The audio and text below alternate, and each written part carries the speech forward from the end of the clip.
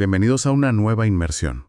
Hoy tenemos sobre la mesa un tema que parece simple, pero que es un verdadero laberinto. Sí, uno de esos temas con mucha tela que cortar. Totalmente. Vamos a explorar qué hace que un país sea rico. Y no solo rico, sino también, limpio, funcional. Exacto. Vamos a ver esa relación tan compleja entre la riqueza, la corrupción y algo que es mucho más personal, los valores que tenemos cada uno. Efectivamente.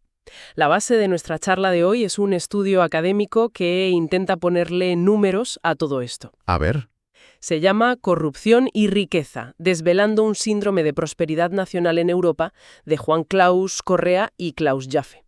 Y lo que hace básicamente es coger un montón de datos de países europeos y buscar patrones, buscar conexiones que a simple vista pues no vemos. y algunas de esas conexiones, ya lo adelanto, son de las que te dejan con la cabeza echando humo. ¿Ya te digo? Porque vamos a ver si es verdad eso de que los países ricos son menos corruptos de una forma casi matemática.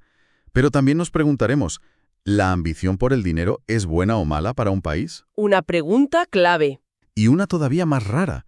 ¿Qué demonios tiene que ver el idioma que hablamos con el PIB per cápita? La idea es desmenuzar juntos este estudio. Pues vamos a ello, porque hay muchas correlaciones que, como veremos, son tan espectaculares como resbaladizas. Venga, pues vamos a la primera, la que es casi la foto del estudio. Si pones en un gráfico la riqueza de un país y su nivel de corrupción, ¿el resultado es? Brutal. Sí, el gráfico 1 del estudio. Es una línea recta casi perfecta que va hacia abajo. Cuanto más a la derecha, más rico es el país. Cuanto más abajo, menos corrupto. Y los países se alinean en esa diagonal como si fuera una ley de la física. Es que la correlación numérica es altísima, de menos 0,905 sobre un máximo de menos 1. O sea, casi perfecto. Para que nos entendamos, es una de las correlaciones más fuertes que se pueden encontrar en ciencias sociales. Te dice, sin lugar a dudas, que estas dos cosas van de la mano en Europa. Vamos que si sabes lo rico que es un país, casi adivinas su corrupción. Con una precisión asombrosa, sí. Y viceversa. Claro, es la imagen que todos tenemos en la cabeza. Los países nórdicos, arriba del todo en riqueza y abajo del todo en corrupción. Y los del este de Europa, pues en la otra punta de la diagonal. Pero aquí es donde empieza el juego de verdad, ¿no? Porque una cosa es que vayan juntas y otra muy distinta es saber cuál empuja a la otra. Ahí está el kit de la cuestión. La correlación no implica causalidad. Y esa frase, que parece un cliché de estadístico, aquí es fundamental. ¿Qué va primero? Exacto. Te haces rico y entonces, como todo el mundo tiene un buen sueldo, la corrupción baja. ¿O es al revés? A ver. Creas primero unas instituciones fuertes, sin corrupción, que dan seguridad, confianza. Y es eso lo que permite que la economía despegue y se genere riqueza. El eterno dilema del huevo y la gallina. Exacto. Y el estudio es honesto en esto, ¿eh? Admite que con estos datos no se puede saber. Pero hay pistas. Sí, si te fijas bien en el propio gráfico, hay pistas que sugieren que la historia no es tan simple. Hay dos alumnos rebeldes. Sí, los vi. Noruega y Rusia. Los dos son ricos, sobre todo por el petróleo y el gas, pero están bastante más arriba en la escala de corrupción de lo que les tocaría por su PIB. Justo. No son los más corruptos ni de lejos, pero tampoco son tan limpios como Suiza o Suecia, que tienen una riqueza parecida. ¿Y eso qué nos dice? Pues esa es una pista de oro. Nos dice que quizás no toda la riqueza es igual. La riqueza que sale de un pozo de petróleo no parece tener el mismo efecto sobre las instituciones. Que la que se crea de otra forma. Claro, que la riqueza que sale de fabricar tecnología punta o fármacos o servicios financieros complejos. El dinero del petróleo tiende a concentrarse en pocas manos, a menudo del Estado, y eso puede generar unas dinámicas de poder, y unas oportunidades para la corrupción que no existen en economías más diversificadas. O sea que el origen del dinero importa. Y mucho. Exacto, entendido. No es solo tener dinero, sino cómo lo generas. Y para complicarlo más, el estudio añade una tercera pata a la mesa. La ciencia. La ciencia. La producción científica de un país, medida en artículos publicados por habitante, también está metida en este baile. ¿Y de qué manera? Los países ricos y poco corruptos también son los que más ciencia publican per cápita. De nuevo, la correlación es potentísima. Así que ya no es una pareja, es un trío. Un trío. Riqueza, instituciones limpias y conocimiento. Todo va junto. Lo que nos lleva a la idea central del estudio, la de un síndrome. Eso es. No son factores aislados, es como un ecosistema donde todo se retroalimenta. Totalmente. Es un ciclo virtuoso. Si tienes poca corrupción, es más probable que el dinero para la ciencia se invierta bien en los mejores proyectos y no en el laboratorio del amigo del ministro. Claro. Esa buena ciencia genera innovación, patentes, empresas de alta tecnología, lo que genera riqueza. Y esa riqueza te permite invertir más en mantener esas instituciones limpias y en financiar más ciencia. Una rueda que, una vez que empieza a girar, se acelera sola. Se acelera sola. El problema, claro, es que el ciclo también funciona en la otra dirección. Pobreza, corrupción y poca ciencia también se retroalimentan en una espiral descendente.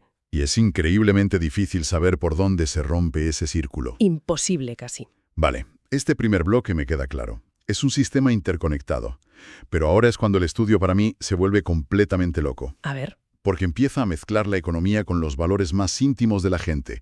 Y los resultados son todo lo contrario a lo que yo esperaba. Esto choca frontalmente con la idea que solemos tener, ¿no? A ver, dispara.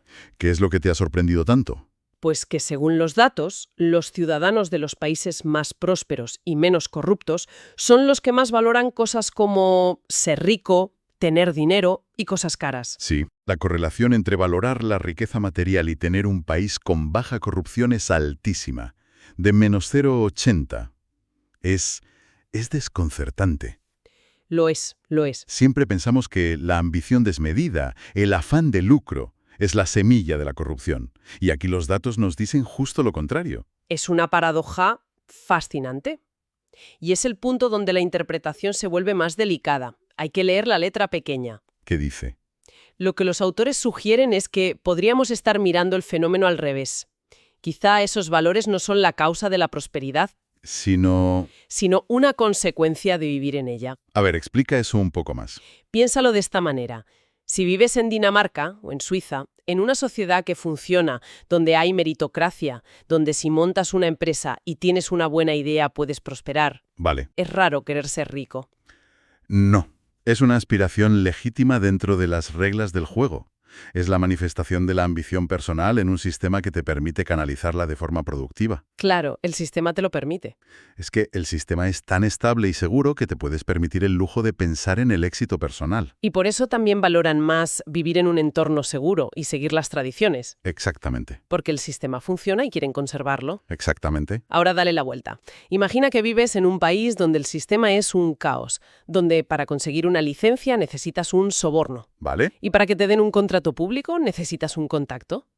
En ese contexto, la ambición de ser rico se puede canalizar por vías corruptas. Lógico. Estas ya están marcadas.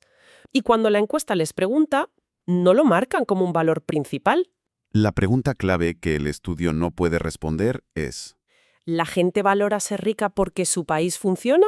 ¿O el país funciona porque su gente valora ser rica? Yo me inclino mucho más por lo primero. es un giro de 180 grados en la interpretación, pero tiene mucho sentido. Es como si la prosperidad diera permiso a la gente para ser ambiciosa de forma abierta y legal. Muy, muy interesante. Desde luego. Pero la cosa no acaba ahí. Si esto ya era raro, lo que viene ahora es casi esotérico: el lenguaje. Ah, sí. La famosa correlación con la palabra culpa. Es alucinante. El estudio dice que los idiomas de los países más pobres y corruptos de Europa, mencionan ruso, rumano, ucraniano, tienen un montón de sinónimos para la palabra culpa. Sí, lo mencionan. Y que esa abundancia léxica está relacionada con su situación económica. A ver, yo entiendo que es una idea provocadora, pero En serio. Aquí es donde como analista tengo que poner el freno de mano. La idea es muy atractiva, muy literaria, pero científicamente es muy débil. ¿por qué? Para empezar, la metodología es, por decirlo suavemente, cuestionable. Hicieron el análisis usando Google Translate. Ah, Cualquier lingüista te dirá que eso es una barbaridad para una tarea tan sutil como identificar sinónimos y sus matices culturales. vale. La metodología con Google Translate es floja, te lo compro. Pero, ¿no te parece que la idea de fondo tiene algo de verdad? ¿En qué sentido? No sé, que una cultura que quizás está más enfocada en buscar culpables en vez de soluciones, podría tener más problemas para arriesgar e innovar. La intuición es interesante, no te lo niego, pero de la intuición a la evidencia científica hay un trecho enorme. Podrías encontrar correlaciones igual de llamativas con docenas de otras variables culturales que no se han medido. Ya. Y si lo correlacionamos con el consumo de un tipo de bebida, o con las horas de sol, o con el tipo de cuentos populares, podríamos encontrar patrones por puro azar. Visto así. Presentar la cantidad de sinónimos de culpa como un factor explicativo del PIB es un salto mortal. Es una anécdota curiosa, un buen tema para una sobremesa, pero no le daría más peso que ese. De acuerdo, me has convencido. Lo dejamos en el cajón de las curiosidades intrigantes pero no probadas. Mejor. Vayamos a algo más sólido, la estructura de la ciencia. Porque el estudio no solo dice que los países prósperos hacen más ciencia, sino que hacen un tipo de ciencia diferente. Y la división es, de nuevo, clarísima. Sí, esto es otro de los hallazgos potentes. Los países ricos y poco corruptos publican proporcionalmente mucho más en áreas aplicadas y relacionadas con el bienestar. Como por ejemplo, Enfermería, neurociencia, profesiones de la salud, mientras que los países con menor PIB y más corrupción publican en proporción más en ciencias básicas, química, física, matemáticas. o sea que por simplificarlo mucho, estudiar química es de país en desarrollo y estudiar enfermería es de país rico. Dicho así suena fatal, sí. Ya, lo sé. Es una simplificación. Pero la idea de fondo tiene una explicación bastante lógica que proponen los propios autores. Es un modelo evolutivo. Vale. Piensan en el desarrollo científico de una nación como si fueran fases. La fase 1 es un país muy pobre, casi sin ciencia. En la fase 2, cuando un país empieza a despegar, invierten los cimientos del conocimiento, las ciencias básicas. Necesita formar ingenieros, químicos, físicos. Los ladrillos fundamentales del edificio científico. Justo. Pero en la fase 3, cuando ese país ya madurado, tiene una economía compleja y sus necesidades básicas están cubiertas, el foco de la ciencia se desplaza. Hacia otras cosas. Ya no se trata solo de construir puentes, sino de mejorar la calidad de vida, entender el cerebro, curar enfermedades complejas. Por eso se dispara la investigación en salud, neurociencia, ciencias que están en la cúspide de la pirámide. No es que la química sea de pobres, es que un sistema científico que solo se enfoca en química es característico de una etapa de desarrollo intermedia. Exactamente. Entendido. Es un camino. Primero las bases, luego las aplicaciones más sofisticadas. Tiene sentido. Tiene sentido, sí. Es un modelo elegante. Pero, de nuevo, tengo que ponerme el gorro de abogada del diablo. Venga. Es una explicación construida a posteriori para que los datos encajen. Podría haber otras razones. Por ejemplo, las grandes agencias de financiación europeas, a las que tienen más acceso los países ricos, quizá priorizan proyectos de salud y bienestar. Ah, claro. O podría deberse a tradiciones académicas de cada región. El modelo evolutivo es una buena hipótesis, pero no podemos dar por sentado que sea una ley universal que todos los países tengan que seguir en ese orden. Vale. Hemos visto las piezas, el trío riqueza, ciencia, corrupción, los valores personales que son una consecuencia más que una causa, y la estructura de la ciencia que evoluciona. Todo esto nos lleva a la gran conclusión del artículo, que es donde le dan la vuelta a la tortilla. Y, en mi opinión, es la aportación más brillante que hacen. En lugar de hablar de un síndrome de la corrupción, como si fuera una plaga que ataca a los países, Proponen hablar de un síndrome de la prosperidad. le cambian el foco por completo. Dicen que la pobreza y la corrupción no son la enfermedad, sino el estado por defecto, el estado primitivo de las sociedades humanas. Sí, que por naturaleza nos organizamos en clanes, en familias, donde la lealtad al grupo es lo primero. Exacto. La prosperidad, según esta visión, es la anomalía. Es un logro increíblemente complejo y frágil. Es un estado derivado que solo se alcanza cuando consigues construir un ecosistema muy particular que incluye instituciones impersonales, el imperio de la ley por encima de los lazos de sangre, una ciencia avanzada y... Y ciudadanos que confíen en ese sistema. Eso es. Y ese cambio de perspectiva es potentísimo. Te obliga a ver la prosperidad no como algo natural, sino como un mecanismo de relojería muy sofisticado que hay que mantener y cuidar. Totalmente. Describir la prosperidad como la presencia de un sistema funcional complejo, en lugar de como la ausencia de problemas, es un marco mental mucho más útil. Sí. Sin embargo, y aquí volvemos al problema central, aunque el concepto de síndrome describe de maravilla cómo todas las piezas encajan y se refuerzan, no nos dice cómo se construye el reloj. ¿Cuál es la primera pieza que hay que poner? Exacto. ¿Por dónde empieza un país pobre y corrupto a construir ese síndrome? De hecho, el propio estudio al final es súper cauto. Su recomendación es algo así como: las políticas deben adaptarse a cada país. que es como no decir nada. Claro. Claro, porque no pueden decir más. Lo que nos han dado es un mapa espectacularmente detallado de las correlaciones. Una radiografía de cómo es un país próspero por dentro. Pero un mapa no es una hoja de ruta. Es un gran diagnóstico. Pero no viene con el tratamiento incluido.